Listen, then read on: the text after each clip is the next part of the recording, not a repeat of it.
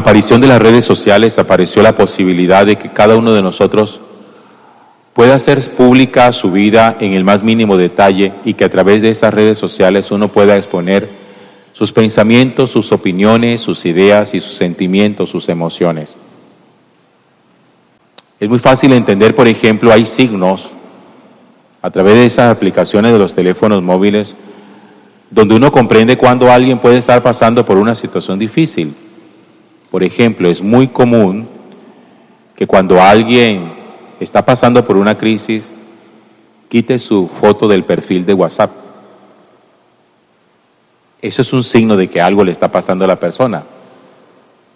Y quien eso lo entiende, le escribe, ¿por qué quitaste la foto del perfil de tu WhatsApp? ¿Tienes algo? Fíjense que hay signos que a través de las redes sociales nos permiten a nosotros expresar nuestros estados anímicos. O cuando en Facebook, Instagram, la aplicación X, simplemente la persona dice, estoy triste, estoy enojado. Pero no solamente eso, la gente hoy expone también cualquier situación de infidelidad, de rabia, de injusticia, para hacer público y para que todo el mundo conozca lo que le hicieron, lo que la otra persona hizo. Hoy hay mucha gente que no tiene ninguna consideración, ninguna prudencia, ningún miramiento de ventilar, incluso de grabar y después de subir a las redes situaciones de infidelidad. Hay gente que si se tiene que meter a la habitación de un motel simplemente para poder hacer pública la infidelidad de su marido o de su esposa, lo hace sin ningún problema. Hay gente que si tiene que ponerle vigilancia a otro y grabarle minuto a minuto hasta que finalmente le descubre en la acción y después subirla a las redes sociales, no tiene ningún problema. Y obviamente esas cosas, en vez de ayudar, porque yo lo que entiendo es que alguien busca con eso lo que busca es como poder expiar un poquitico su dolor, su rabia, que la otra persona pague su acción, que el otro sufra las consecuencias de la censura social. Pero fíjese que esas cosas también han catapultado a la fama a muchas personas. Hay gente que era anónima y que un día en un acto de infidelidad se dejó conocer y eso hizo que empezara a tener miles y miles de seguidores. Hay gente que capitaliza sus miserias, saca dinero de sus miserias. Pero yo siempre me pongo a pensar cómo terminan esas historias, porque no queda solamente allí en lo que se publicó. Sé en algunos casos que hay gente que después de haber armado todo el escándalo que armaron, se reconcilian y las cosas vuelven como a la normalidad. Después de haber hecho el ridículo, después de haberse expuesto, salen otra vez acaramelados como que aquí no ha pasado nada y seguimos siendo una pareja feliz. Hoy nosotros estamos celebrando la fiesta, la solemnidad de San José.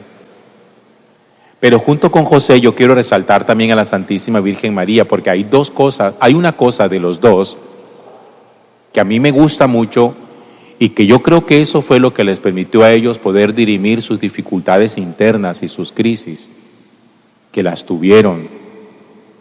Nosotros no podemos imaginar que porque José y María eran la familia de Nazaret y los padres de Jesús, su familia era una familia perfecta.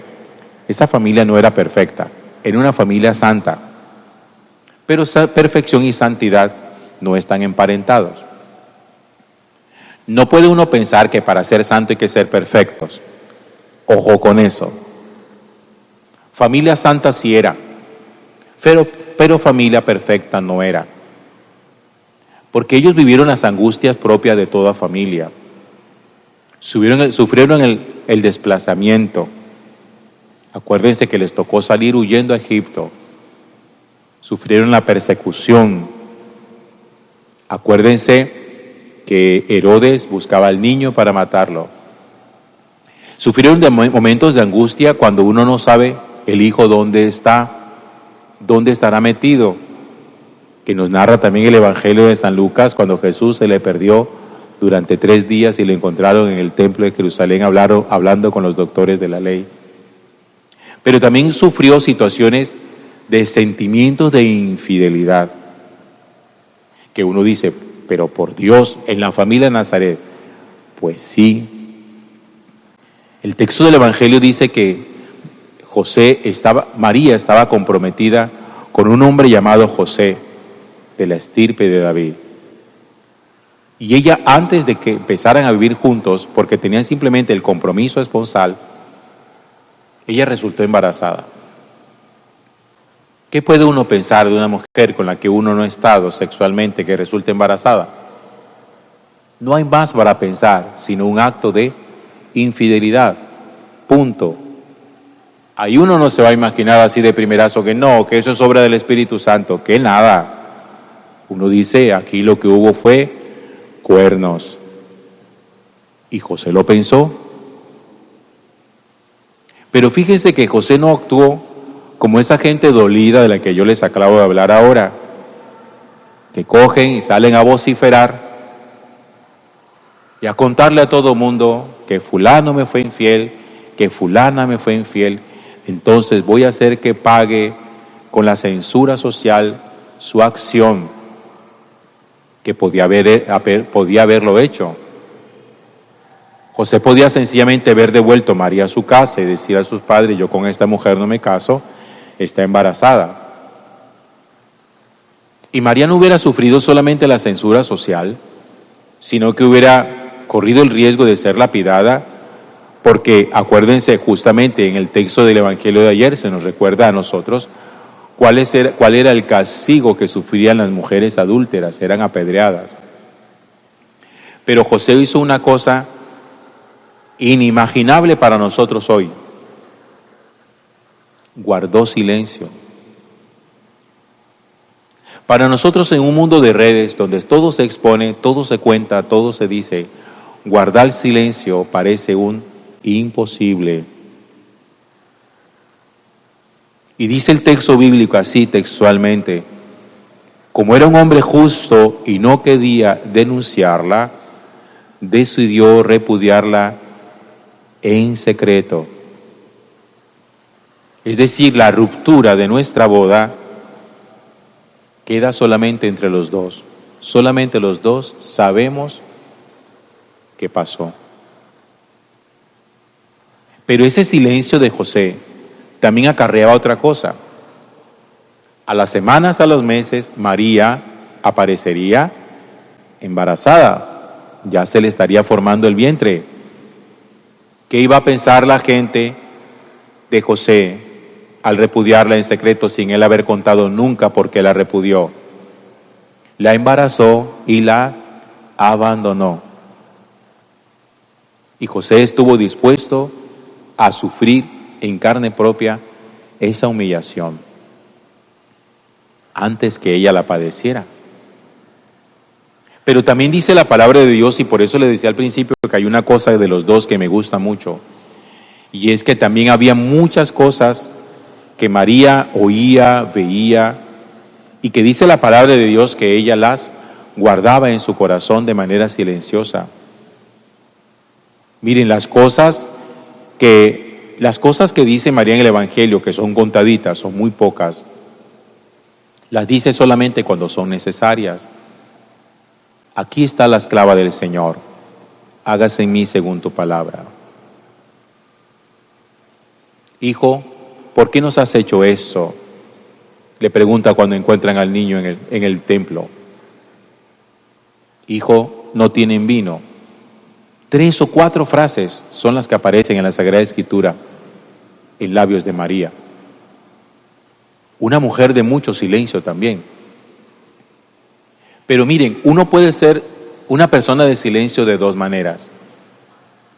Uno puede ser de un silencio que bloquea la comunicación, que es producto de la rabia, o uno puede ser una persona silenciosa, producto de la donación, del regalo a Dios, para poderle escuchar.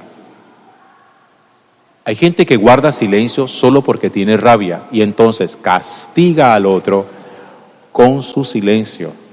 El silencio es una forma de castigar a la otra persona, rompiendo la comunicación. El silencio de José y el silencio de María no es un silencio de castigo ni de rabia para romper la comunicación. Es un silencio para saber escuchar la voz de Dios. Y gracias a eso, Dios mismo que los metió a ambos en ese embrollo, Dios mismo los sacó. Pero porque tuvieron la posibilidad, se dieron la oportunidad de poder escucharle. Aquella noche José, después de haber tomado la decisión de repudiar secretamente a María, cuando se acostó, Dios mismo dice, yo voy a desenmarañar esto, yo voy a sacar a María de este problema y voy a devolverle la paz al corazón de José. Y dice que un ángel del Señor se le apareció en sueños y le habló. Este hijo no es producto de la infidelidad, sino que es obra del Espíritu Santo. Y José reconsidera su postura, se despierta y hace lo que el ángel del Señor le había mandado. Mientras uno más explosivo sea, mientras uno más vocifere, mientras uno más grite, mientras uno más exponga, mientras uno más ridiculice al otro, menos posibilidades de solucionar un conflicto tiene y menos posibilidades de poder escuchar la voz de Dios. La gente gritona, la gente vociferante, la gente que ridiculiza, se imposibilita para poder escuchar Dios que le quiere hablar. ¿Por qué? Porque sus gritos y su rabia hacen tanto eco en el corazón y en la cabeza que uno no da la posibilidad de poder escuchar una voz interior de Dios que nos habla a través de su ángel para comunicarnos a nosotros la razón de ser de las cosas y no dejarnos llevar simplemente por la impresión, por la ira y buscando dañar a la otra persona. José es un hombre de un silencio, es un silencio que habla, que puede sonar como contradictorio, el silencio elocuente. No es un silencio bloqueante, no es un silencio que bloquea, les insisto, es un silencio que escucha. Y yo tengo la convicción de que si nosotros habláramos menos y escucháramos más, tendríamos muchas posibilidades de poder siempre descubrir la voluntad de Dios. Incluso fíjense ustedes en cuanto a nuestra oración, porque hay gente que dice que no ora. Su argumentación es, porque es que yo no sé qué decir. Y algunos consideran que la oración simplemente es decir cosas y hablar, y hablar, y hablar. Y les da mucho miedo guardar silencio, no decir nada. Hacer silencio es hacer oración. Y hacer oración es saber guardar silencio. Habla. Yo he recreado esta escena de una manera como cómica. Yo imagino una persona que un día viene al Santísimo a hacer oración y puede estar una hora allí acompañando al Santísimo y reza un rosario, que son como 20 minutos. Reza otro rosario, que son otros 20 minutos. Reza otro rosario, que son 20 minutos más. Ahí está la hora, se va. Y me pongo a pensar si el Señor no le diría, ¿y en qué momento guardaste silencio para escuchar mi voz? Hablaste, hablaste y hablaste y no escuchaste mi voz. Y gracias al silencio de María y al silencio de José, Dios les mostró el camino. Si José sale dolido a contar lo que él se imaginaba de su esposa, eso no se hubiera solucionado nunca. Afortunadamente entendió que no es mediante la exposición de la otra persona, cómo se sana un dolor. Algunos creen que la mejor manera de sanar un dolor o de minimizar una ira es exponiendo al otro para que quede ridiculizado.